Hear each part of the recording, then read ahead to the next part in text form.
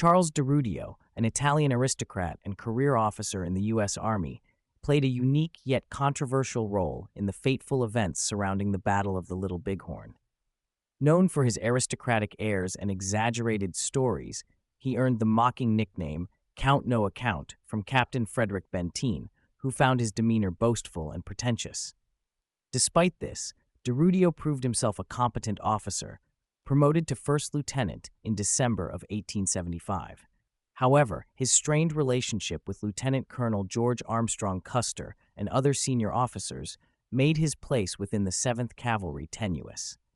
DeRudio survived the Battle of the Little Bighorn and later shared his chilling eyewitness account of what transpired during those 2 fateful days in June 1876.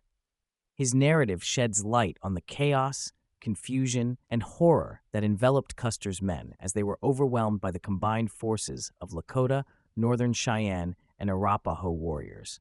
On June 25th, DeRudio recounted how events began to spiral out of control.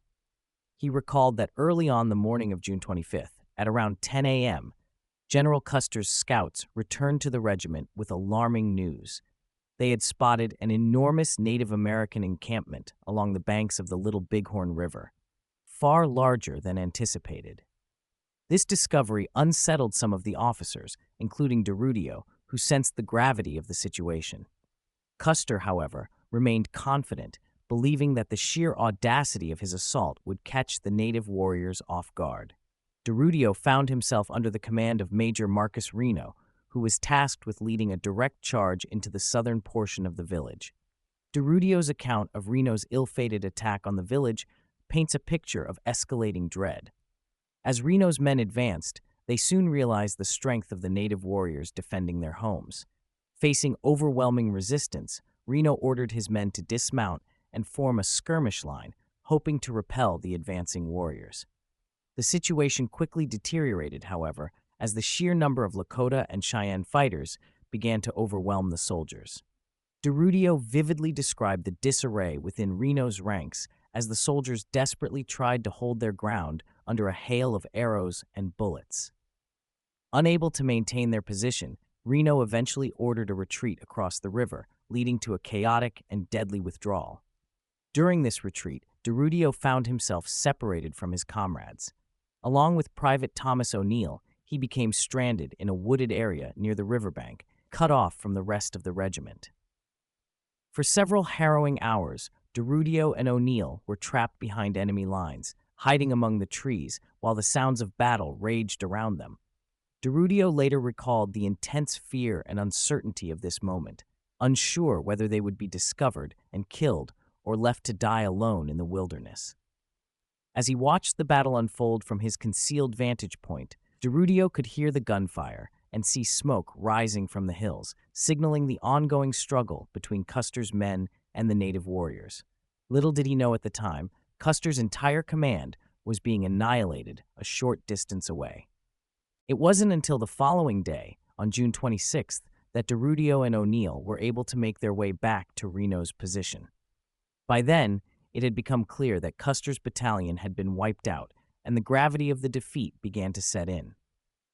DeRudio's first-hand account of those 2 days underscores the confusion and disorganization that plagued the 7th Cavalry during the battle.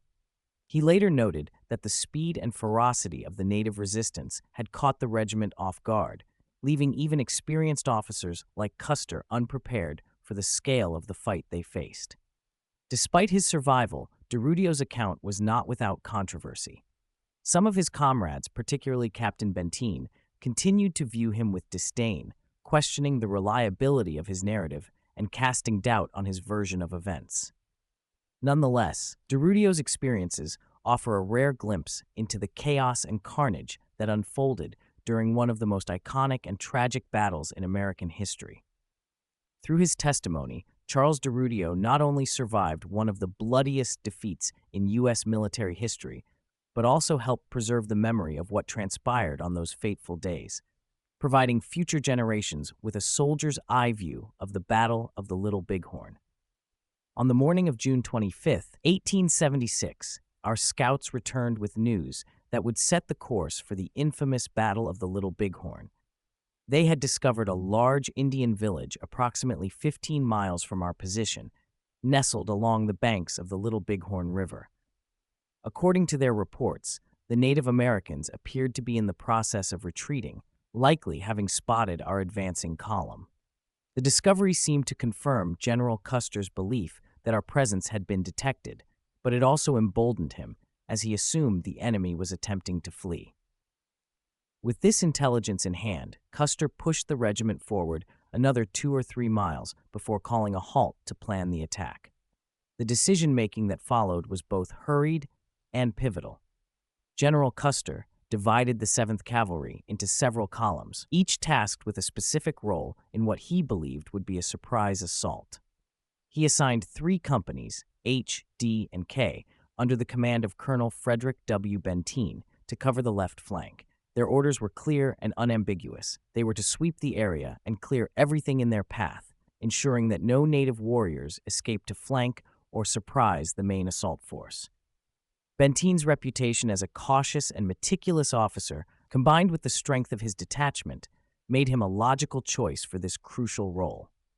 Meanwhile, Colonel Marcus Reno, commanding companies M and G, was placed in charge of the center column, and I, temporarily attached to Company A, marched with them.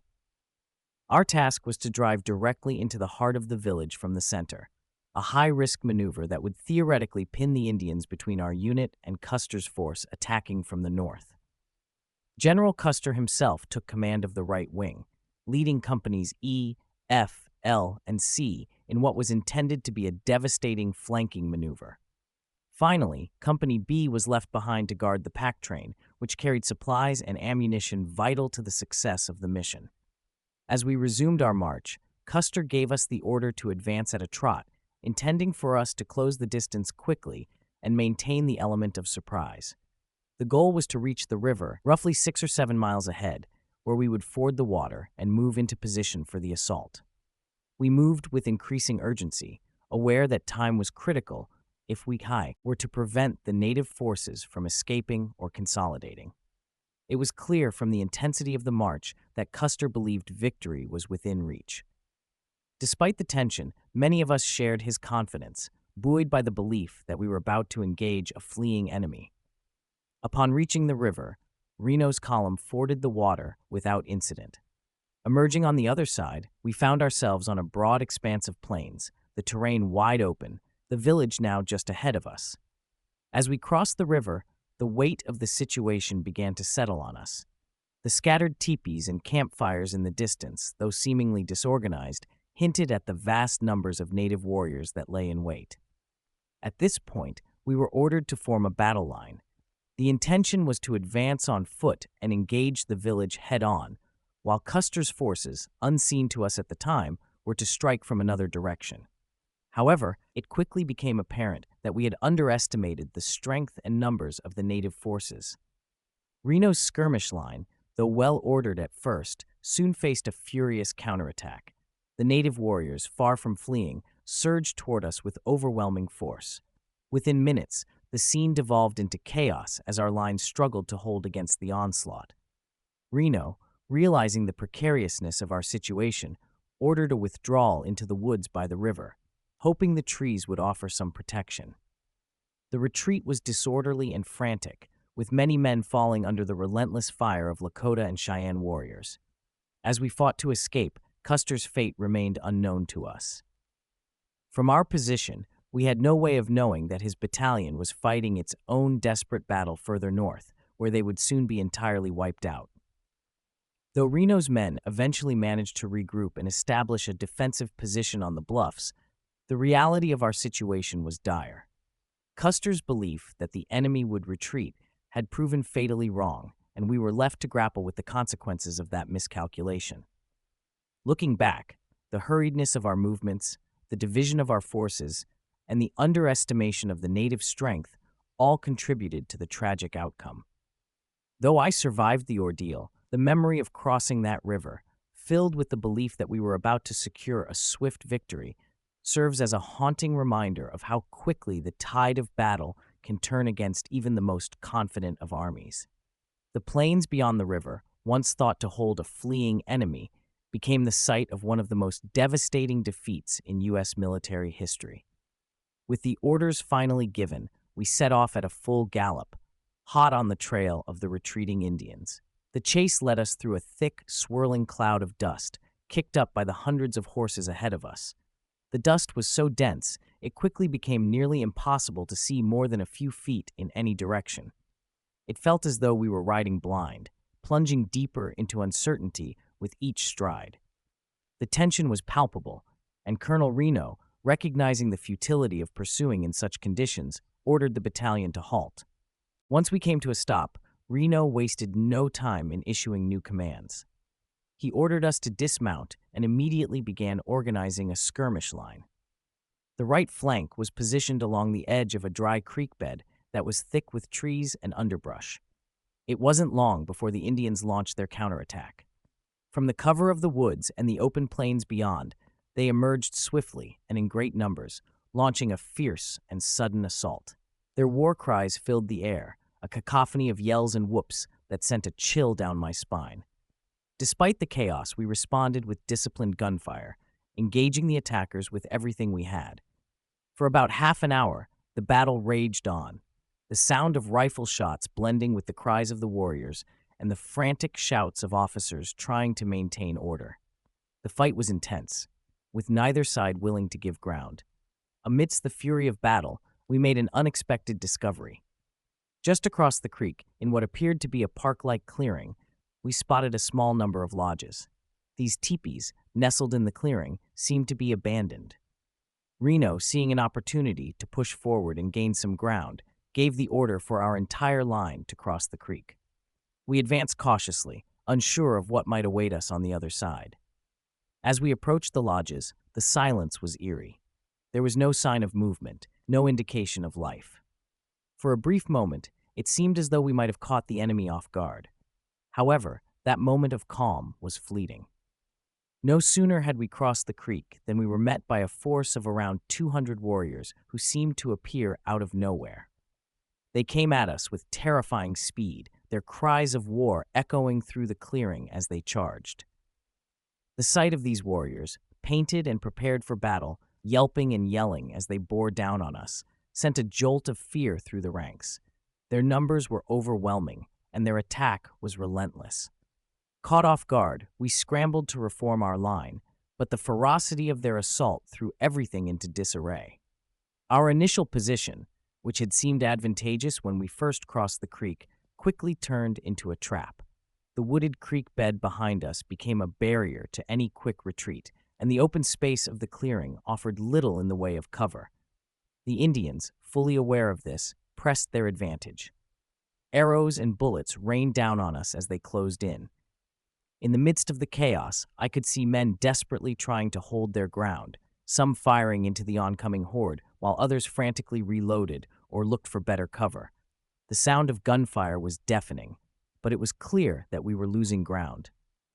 The warriors' tactics, striking quickly, retreating, and then striking again, kept us constantly off balance. Reno, realizing the precariousness of our situation, ordered us to pull back toward the creek. It was a desperate move, but it was our only option. The withdrawal was chaotic and panicked, with men falling under the relentless assault as we scrambled to get back to the relative safety of the woods. The warriors pursued us relentlessly, taking advantage of every moment of confusion. Once we managed to reach the creek bed again, we attempted to regroup, but the situation remained grim. The Indians, emboldened by their success, pressed their attack even harder. It was clear that Reno's initial plan to take the fight directly to the village had backfired spectacularly. Instead of catching the enemy by surprise, we had been drawn into a fight that we were ill prepared for. Outnumbered and outmaneuvered, we fought desperately to hold our position, but the weight of the assault was unrelenting. The intensity of that encounter, the yells of the warriors and the gunfire echoing in the dust-choked air, would stay with me forever. What had started as an attempt to strike at the heart of the village had turned into a battle for survival, with Reno's command teetering on the brink of destruction. It was only through sheer luck and determination that we managed to hold on, but the worst was yet to come. Little did we know that elsewhere, Custer's forces were being utterly annihilated in one of the darkest moments of American military history. The overwhelming fire from the larger force made any chance of retreat nearly impossible as we quickly found ourselves surrounded. As the skirmish intensified, it became clear that we were in grave danger. Everywhere I looked, men were falling, and the situation was growing more desperate by the minute. Despite our efforts to hold our position, the sheer number of warriors and the ferocity of their attack began to break our lines. Navigating my way back through the thick woods by the creek, I quickly found Gaiden, but he had become tangled in the low-hanging branches and underbrush. As I tried to free the reins, the horse slipped from my grasp, spooked by the noise of the battle and the chaotic environment. I finally managed to free Gaiden from the brush and led him to the south bank of the creek, hoping to remount and make my way back to the rest of the group. Just as I was about to swing into the saddle, a shot rang out. The bullet struck Gaiden, and in an instant, the horse bolted, panicked by the sudden pain. I could only watch helplessly as the horse fled straight into the ranks of the approaching Sioux warriors. The sound of their war cries was deafening, and I suddenly found myself dismounted and alone, with no horse to carry me to safety. As I scanned the area, I realized the full gravity of my situation. About 300 Sioux warriors were just 50 yards away, their weapons trained on me. A volley of bullets whistled through the air, all aimed directly at me. In that moment, everything seemed to slow down. I braced myself for the inevitable, fully expecting to be struck down. But by some miracle, not a single shot found its mark. Whether it was sheer luck, the chaos of the battlefield, or some unseen hand guiding my fate, I remained unscathed, standing there alone with bullets flying all around me. Realizing I couldn't stay exposed any longer, I quickly darted into a nearby thicket, hoping the dense foliage would offer some protection. My heart was pounding, but my training kicked in. I knew that staying still or panicking would only seal my fate. I huddled in the underbrush, waiting for the moment to make my next move. The warriors continued to close in, and the sound of their approaching footsteps grew louder. From my position in the thicket, I could hear the cries and the gunfire from the ongoing battle, but I was momentarily out of sight, buying myself precious time. My mind raced with thoughts of how to survive this encounter. I weighed my options. Running blindly would only lead to certain death, but staying hidden might give me a chance. If I could stay out of sight long enough, I might be able to find an opportunity to rejoin my comrades, or, at the very least, defend myself until help arrives. As I crouched in the thicket, I prepared to defend myself if the warriors found me. My rifle was ready, and I knew I had only a few rounds left. Every rustle of the leaves, every snapping twig sent a surge of adrenaline through my body, but I remained focused. The sounds of the warriors moved in and out of earshot, suggesting they were searching the area, but had not yet pinpointed my location. For what felt like an eternity, I stayed in that hiding spot, negotiating my survival with every passing minute. The moments of silence stretched longer, and gradually, the sounds of pursuit began to fade. Whether the warriors had lost interest or decided to regroup, I could not be sure, but it seemed as though I had bought myself a reprieve. Eventually, as the sounds of the battle in the distance began to diminish, I knew I would have to move again. My survival depended on rejoining my unit or finding a safer position. Carefully, I made my way through the woods, keeping low and out of sight, hoping to find a path back to friendly forces. Though the terror of those moments still weighed heavily on my mind, I realized that I had escaped an almost certain death, a small but vital victory in the midst of the overwhelming chaos of the Battle of the Little Bighorn. In the thick underbrush of the thicket, I unexpectedly came across two familiar faces: Fred Gerard, the interpreter, and Private Thomas F. O'Neill from Company G of the 7th Cavalry. Both men were armed and had managed to retain their horses, though I, like O'Neill, was dismounted and vulnerable in the chaos of the battlefield. Given the situation, I immediately suggested that keeping the horses could draw unwanted attention to our position. The animals, I reasoned, could easily betray our location to the enemy if spotted or heard. I recommended stampeding them away to reduce the risk, but both Gerard and O'Neill declined. unwilling to part with the horses that might still provide them a chance for escape. Realizing they had no intention of following my suggestion, I decided to leave them and rely on my own instincts. Crawling through the dense undergrowth, I made my way into the dry, deep bottom of a nearby creek. My plan was to stay concealed until darkness provided me with the cover I needed to sneak back and rejoin the rest of the command. Every move I made was cautious, my senses heightened to an almost unbearable degree, as I knew that any noise could bring the Sioux down upon me. For the next 10 minutes, I lay in my hiding spot, scarcely daring to breathe. Each passing moment felt like an eternity as I waited, listening intently for any sound of movement around me. The silence was heavy, broken only by the distant sounds of battle and the occasional crack of a rifle. Then suddenly, I heard something much closer, several pistol shots fired nearby, sharp and unmistakable. The sound sent a jolt of fear through me. My heart pounded as I wondered if the shots were a sign that the enemy had found me or were closing in on my position. Two of the women were focused on the grisly task of cutting away the soldier's scalp, their movements methodical and deliberate. Meanwhile, the others circled them, performing a war dance, their voices rising and falling in a rhythm that filled the air with an eerie, macabre energy. The sight was so horrific that for a moment I could scarcely believe what I was witnessing. The entire scene played out before me like a nightmare, the kind that no amount of preparation or battle-hardened experience could ever ready a man for. I watched, paralyzed by the sheer horror of it all, as the women continued their vile work. The soldier, whether alive or dead, was being mutilated in the most brutal manner, and the callousness with which the act was carried out turned my stomach. The war dance that accompanied the mutilation only added to the grotesque nature of the scene, a stark reminder of the savage reality of the conflict we were embroiled in. Words cannot adequately describe the repulsion I felt in that moment. It was as if time itself had frozen, leaving me to bear witness to a tableau of unimaginable brutality. The battlefield was already a place of violence and death, but to see such a personal and intimate act of cruelty brought a level of horror that was difficult to comprehend.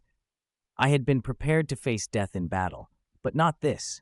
This was something altogether different, something far darker than the clashing of armies or the exchange of gunfire. As I lay there in the creek bed, I knew I could do nothing for the poor soldier. Any attempt to intervene would surely lead to my own discovery and death.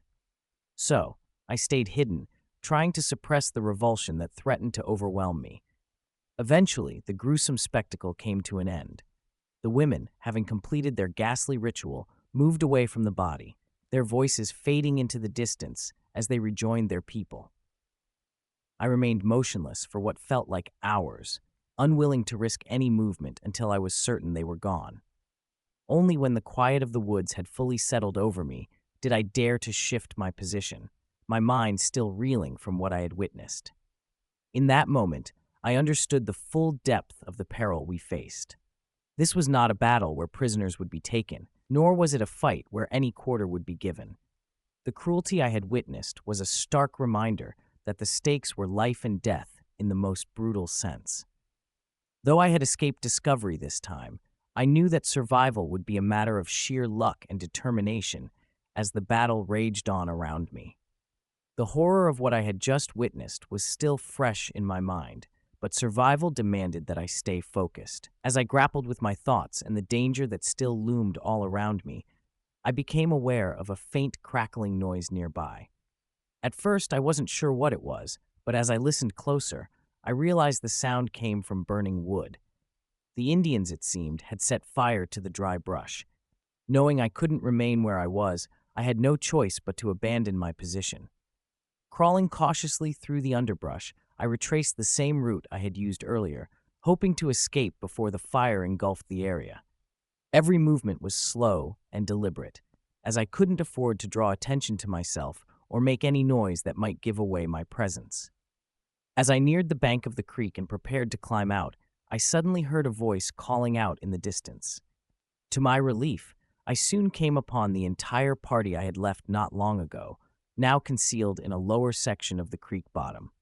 Fred Gerard, the interpreter, greeted me, explaining that after I had departed, he decided to follow down after me, leaving the horses tied together where I had seen them earlier. They had crawled through the creek to avoid detection, much as I had done. Like me, they were now concerned about the advancing fire, which threatened to force us out into the open. The reunion was a small comfort, but the danger was far from over. With the fire creeping closer and the enemy still nearby, we were all painfully aware of how precarious our situation remained. Yet for the moment, we were together, and that gave us a fighting chance. The next step was to figure out how to avoid both the fire and the enemy, and to somehow find a way to rejoin the rest of the command before it was too late. As the hours passed, the weight of the situation bore down heavily. It's hard to put into words the multitude of thoughts that raced through my mind during that agonizing wait. Fear, hope, despair, and determination all competed for space in my head. I replayed the events of the battle, questioned our decisions, and wondered what the coming hours would bring. The uncertainty was almost unbearable, but we had no choice but to stay quiet and hidden, waiting for the cover of night. Finally, nightfall arrived, and with it came the blessing of a heavily clouded sky. The darkness enveloped the landscape, providing us the cover we so desperately needed. It was time to act. We cautiously emerged from our concealed positions in the creek, knowing that every movement had to be precise and deliberate if we were to avoid detection. Our plan was to make our way toward the ford, which was situated about 2 miles to the south across an open plain. It would be a dangerous trek, but we had no other choice. Mr. Gerard and the scout mounted their horses, while the soldier and I, both still dismounted, grabbed onto the tails of the horses. This way, we could be led through the darkness, moving silently across the open terrain. The horses moved cautiously, their hooves making soft thuds in the dirt, while the rest of us followed in near silence, our footsteps muffled by the night. As we proceeded, Mr. Gerard, ever the pragmatist, suggested that if things went awry and he was forced to flee, he would make sure to inform Colonel Reno of our whereabouts. This, he assured us, would ensure our rescue. Though the thought of being left behind was unsettling, it was a pragmatic plan. If we were separated, at least Reno would know where we were, and we wouldn't be abandoned entirely. That small reassurance gave me a sliver of hope as we continued our cautious march through the enveloping darkness. Eventually, we reached a wooded area that we believed to be near the ford we had crossed earlier that morning. Our hopes lifted for a moment, thinking we had found our way, but as we ventured deeper into the woods, we realized our mistake. This was not the correct crossing, and we would have to search for the right ford. Our sense of direction, under the cover of night, was unreliable, and we soon found ourselves at a bend in the stream. We forded the river once, only to discover that we were still in the wrong location. Frustrated but determined, we had no choice but to cross again, hoping this time we would find the correct path. As we made our second crossing, the sound of water rushing past masked the sudden presence of danger. Out of nowhere, we encountered a group of 8 Sioux warriors. The tension was immediate. The 2 mounted men in our party didn't hesitate. They turned their horses and fled as fast as they could, leaving the soldier and me on foot, vulnerable in the dark. Without a second thought, the soldier and I dove into the nearby bushes, seeking cover from what seemed like certain death. My heart pounded in my chest as I knelt among the dense brush, cocking my revolver and preparing to fire if the warriors discovered us. Every second felt like an eternity as I waited, ready for the inevitable confrontation. But to my astonishment, the warriors seemed to assume we had all fled with the mounted men. Once I was sure the warriors were no longer a threat, I called out quietly to the soldier. We regrouped, emerging cautiously from our hiding spots. The close call had shaken us both, but we knew we couldn't afford to stop or let our guard down. As we discussed our next move, it became painfully clear that all the fords were likely well guarded by the Sioux. The thought of crossing the river again now seemed suicidal. Any attempt to ford the river would almost certainly end in disaster, with the warriors waiting to ambush us. The night stretched endlessly, with each minute feeling like an eternity. As dawn broke, the world around us began to stir again, and in the faint light of early morning, we could hear the distant but unmistakable sound of a large cavalry unit approaching. The distinct splash of horses moving through water echoed in the valley, raising a flicker of hope. Could this be our long-awaited rescue?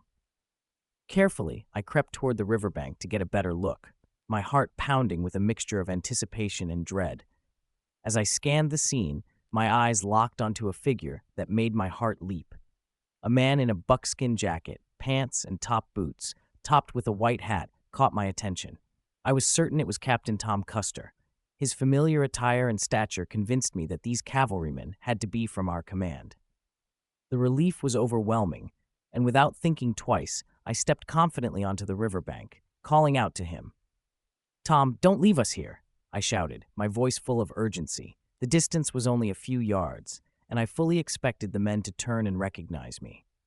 But instead of a friendly response, what I heard next chilled me to my core. A sudden, blood-curdling war cry erupted from the group. In a split second, the entire scene transformed from one of hope to pure terror. The men I had mistaken for our rescuers were not cavalrymen at all. They were Sioux warriors in disguise, cleverly outfitted in items taken from the fallen soldiers during the battle. Before I could even react, a deafening barrage of gunfire followed, 300 or 400 shots ringing out in rapid succession. Bullets whizzed past me, splintering the ground and trees nearby. I was frozen in place, my mind racing to comprehend the grave error I had just made. What I thought was our command was, in fact, a well-executed ruse by the enemy, designed to lure survivors like me out of hiding. The man I believed to be Captain Tom Custer was nothing more than a cleverly disguised warrior, part of an elaborate trap that I had walked right into. The realization hit me like a hammer. In my desperation and exhaustion, I had misread the situation entirely, and now I was exposed and vulnerable. The air around me was thick with the sound of gunfire, the war cries of the Sioux filling the valley as they advanced. I dove for cover, narrowly escaping the deadly onslaught. My heart pounded in my chest as I scrambled back into the safety of the trees, my mind reeling from the near-fatal mistake. Every muscle in my body was tense, and my only thought was survival. The hope that had surged within me just moments ago had been replaced by the stark reality of the situation. We were still trapped, and the enemy was closing in. The warriors, dressed in the uniforms and riding the horses seized from our fallen men, were now fully entrenched, posing as soldiers. Realizing the terrible mistake we had made, the soldier and I swiftly dove back into the cover of the bushes. Bullets sliced through the air, shearing off branches with every volley as we crawled desperately to escape the line of fire. Each movement disturbed the undergrowth, causing the warriors on the bluff to shift their attention toward us. The sound of bullets tearing through leaves and wood filled the air, heightening our sense of danger. We knew we had to move, but with the enemy so close, every step was a risk. We decided to make a run for it, aiming to cross a small clearing of about 20 yards to reach another patch of woods that might offer better protection. Before making the dash, I cautiously surveyed our surroundings. What I saw was profoundly disheartening. Just 50 yards to our right, I spotted 4 or 5 Sioux warriors rapidly advancing in our direction. My heart sank as I realized that we were being hunted, and escape was becoming more and more difficult. The warriors, still unaware of our exact location, continued their advance. The leading man, mounted and armed, drew closer, now only 10 yards away. I could see the determination in his face, the fierce warrior spirit that had driven the Sioux to overwhelm our forces. My grip tightened on my revolver as I steadied my aim, knowing this shot had to count. We had no margin for error. If we missed, or if the warriors discovered us too soon, we would be overrun in moments. Seizing the opportunity, the soldier and I crawled through the brush, trying to put as much distance between us and the remaining warriors as possible. The gunfire had quieted momentarily, but we knew it was only a matter of time before the Sioux regrouped and came after us again. Our situation was precarious, but we still had hope. We had survived this long, and if we could stay hidden just a little longer, perhaps we could find a way back to safety. The Sioux warriors moved in a single-file line, their presence ominous as they approached our makeshift barricade. The moment I squeezed the trigger and my shot rang out, chaos erupted. The warriors, startled by the gunfire, abruptly turned around and made a hasty retreat, realizing they had underestimated their surroundings. The brief moment of confusion gave us a slim window of opportunity. Private O'Neill, quick to act, took aim at the second warrior in line, who was struggling to pull his pony back around. O'Neill's shot was steady and precise. His carbine had proven reliable. The bullet struck true, and the Native American warrior dropped his reins, raised his hands in a futile gesture, and fell back, lifeless on the grass. It was a stark reminder of the brutal reality of war. The instant transition from life to death played out in front of us with terrifying clarity. Meanwhile, the man I had initially mistaken for Captain Tom Custer, who had ridden a short distance away from the skirmish, seemed to understand the peril of his position. He too dropped his reins and succumbed to the inevitable fate that had befallen so many before him. The remaining warriors, realizing that we had opened fire and that their formation was in disarray, turned sharply at the edge of the woods and vanished from sight, their silhouettes disappearing into the dense underbrush. From our new position, we carefully observed the Indians stationed on the bluffs. Their horses were tethered, secured under the protective cover of the hill, while a line of sharpshooters lay prone on their stomachs, scanning the area for any signs of movement. The sight sent a chill down my spine. They were organized and focused, clearly prepared to defend their territory against any remaining threats. The tension in the air was palpable, a thick blanket of uncertainty that pressed down on us. Watching from the thicket, I could see the warriors adjusting their positions, communicating silently with gestures and glances, a well-oiled machine poised for action. They were not merely hunting, they were strategizing, their movements deliberate and calculated. Each minute that passed felt like a countdown to another confrontation. My heart raced as I contemplated our next steps. We had successfully shot 2 of their men, but we were still vastly outnumbered and now more exposed than before. The bluffs loomed above us, the rocky outcrop providing an advantageous position for the Sioux. We were on their turf, and the realization hit me hard. Every decision we made from this point forward could mean the difference between life and death. Our weapons, though they had served us well thus far, would not be enough to fend off a full-scale attack if they decided to retaliate. I turned to O'Neill, who was breathing heavily beside me, his eyes wide with a mix of fear and determination. We needed to come up with a plan. We could not remain in this thicket indefinitely, not with the Sioux on high alert and likely seeking revenge for their fallen warriors. I whispered to him, discussing our options. We could either attempt to break through the enemy lines and make a run for it, or wait it out, hoping for another opportunity to escape. Crawling on our hands and knees, we edged toward the outskirts of the woodland, aware that the adversaries had set fire to both sides of our position, creating an inferno that was closing in. We maneuvered carefully through the smoke and chaos, desperately seeking a safer hiding spot. It wasn't long before we stumbled upon a dense cluster of mulberry trees, their thick trunks and foliage offering a semblance of cover. The grass at the fringes of this area was remarkably green, having benefited from a light drizzle just before the fire broke out, and the absence of wind worked in our favor. As the flames crept closer, I felt a wave of urgency wash over me. The fire spread slowly, almost languidly, allowing me a moment to act. I quickly donned my gauntlet gloves and began to smother the flames threatening to breach our sanctuary, patting them down with frantic determination. After a tense few minutes, the immediate fire surrounding us burned down, leaving us encircled by a ring of flames, yet sheltered within a small, safe area. We were now enclosed by a fiery barrier, which, paradoxically, offered a sense of security amidst the chaos. It was a surreal experience.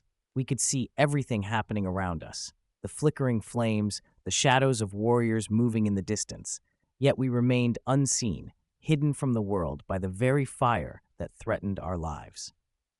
In the wake of these signals, we observed a remarkable sight. Over 200 Native Americans began to leave the area, crossing the river in a steady stream. Their movements were organized, a sign that they were responding to the signals given. An hour later, the same pattern repeated itself, and even more warriors mounted their horses and rode away, disappearing into the landscape. It was an astonishing turn of events, filling us with a cautious sense of hope. As the minutes ticked by, the constant barrage of gunfire began to dwindle. The cacophony of battle that had surrounded us softened to occasional distant shots, further enhancing our sense of calm. By 6 p.m., the atmosphere shifted dramatically. Everything around us felt eerily peaceful, devoid of the Native American presence that had marked the earlier hours of conflict. With the sounds of gunfire fading, we began to entertain the idea that the regiment might have abandoned the battlefield, leaving us an opportunity to make our move. We decided that all we needed to do was wait until nightfall. Our plan was to cross the river under the cover of darkness and make our way toward the Yellowstone River. There, we intended to construct a raft that would allow us to float down to the Powder River, where our supply camp awaited. The prospect of escape invigorated our spirits. With each passing minute, the feeling of being trapped receded, replaced by a burgeoning sense of freedom. The mulberry trees that had sheltered us from the flames now stood as silent witnesses to our resolve. We steeled ourselves for the night ahead, knowing that it could be our chance to reclaim our fate and leave the chaos behind. We had now endured 36 grueling hours without food or water, and our bodies were beginning to feel the effects of exhaustion and dehydration. As night fell, we set our sights on the river, making our way to it around 8 p.m. With determination, we waded through the cool waters, crossing the river twice to ensure we were moving in the right direction. Once on the opposite bank, we began the arduous climb up the bluffs, each step a careful decision as we plotted our course forward. Progress was slow and deliberate as we navigated the rugged terrain, inching our way over 2 miles. The weight of uncertainty pressed heavily on us, and I felt an overwhelming urge to gain a vantage point. Eventually, I spotted a high hill and decided to climb it to survey our surroundings for any signs of our command. As I reached the summit, my heart raced with anticipation. In the distance, about 2 miles away, I noticed a flickering glow. Could it be a fire? My mind raced with questions. Was it a Native American campfire, or could it possibly belong to our fellow soldiers? Intrigued yet cautious, we made the decision to approach the fire, hoping to gather information about our comrades' whereabouts. Descending the hill, we set off toward the glow, traversing the hills and pausing frequently to listen intently for any sounds that might reveal the nature of the camp. After a mile of careful advancement, we finally reached the top of another rise and halted once more, straining our ears for any clues. The voices we heard were faint, drifting on the night air, but we couldn't discern if they belonged to Native Americans or our own troops. The challenge we had heard was not directed at us, as we were still too far away, concealed in the shadows of the night. However, it bolstered our spirits, instilling a sense of confidence that propelled us to approach with renewed caution, despite our lingering worries about encountering Native Americans. We crept closer, closing the distance to about 200 yards from the fire, our hearts racing with anticipation. In a moment of clarity, I shouted, "Pickett, don't fire. It's DeRudio and Private O'Neill." With that declaration, I took off running toward them, my voice echoing in the stillness of the night. Our announcement was met with an enthusiastic cheer from the picket line, the sound lifting the weight of our fears. As I drew closer, I could make out familiar figures, and among them was Lieutenant Varnum, a brave and efficient officer, whose presence filled me with relief. His face lit up with joy upon seeing me alive, as he had assumed I had fallen among the casualties during the harrowing encounter. "Thank God you're safe," he exclaimed, clasping my shoulder firmly. I could sense the relief radiating from him, and it was a comfort to know that he was genuinely pleased to see me again. Eager to piece together the fragments of our shattered command, I quickly asked about the status of the regiment, hoping against hope that we might be the only casualties. But my optimism was fleeting. Lieutenant Varnum's expression turned somber as he shook his head. "I have no news regarding the 5 companies under Custer," he replied, the weight of his words sinking in. "But we have suffered losses, including Lieutenants McIntosh and Hodgson." I arrived back at camp around 2 a.m., my body weary from the ordeal, yet sleep eluded me despite 2 nights without rest. The adrenaline still coursed through my veins as I recounted the harrowing events of the past days. I found myself in conversation with Lieutenant Varnum, sharing stories of our close calls and the adventures that had unfolded in the chaos of battle. We spoke of the bravery displayed by our comrades and the weight of the losses we had endured, the flickering firelight illuminating our faces as we reminisced. Morning broke soon enough, casting a pale light over the camp. By 8 a.m., I noticed figures in the distance, first a few scouts on horseback, followed by a larger column that steadily approached. As they drew closer, it became clear that it was General Brisbane's command coming to relieve us. Relief washed over me, a balm for the weariness that had settled into my bones. Not long after, we spotted a long line of infantry appearing on the plain, and soon General Gibbon himself arrived, riding at the head of his troops. The sight of those blue coats, so familiar yet so profoundly reassuring, filled our hearts with emotion. There was something about seeing our comrades fresh and resolute that ignited a flicker of hope in our spirits. When Generals Gibbon and Terry entered our camp, the atmosphere shifted. Grown men, hardened by the realities of war, could no longer contain their emotions. They wept openly, like children, relief and gratitude flooding their hearts. It was a poignant moment that underscored the camaraderie and resilience that bound us together as soldiers.